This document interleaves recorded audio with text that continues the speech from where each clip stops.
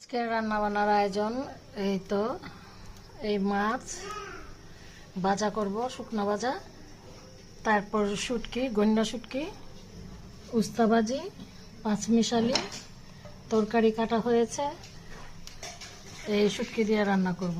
তারপর উস্তা ভাজি চিংড়ি মাছ দিয়ে। উস্তা ভাজিটা বসিয়ে দিব এখন। এই চিংড়ি মাছটি দিয়ে অনেকক্ষণ হয়েছে, নামিয়ে রেখেছি, লাল হয়ে গিয়েছে। এই তো চিংড়ি মাছ দিয়ে দিয়েছি উস্তা ভাজি করব। একটু কফিটা খেয়ে নেই। আজকের আয়োজন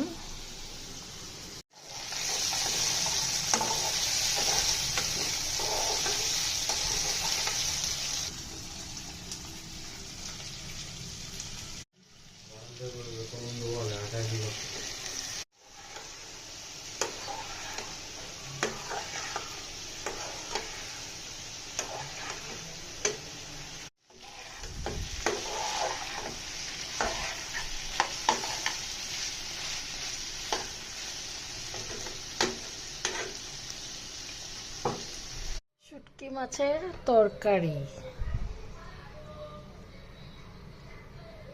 ভাজি হয়েছে চিংড়ি মাছ দিয়ে।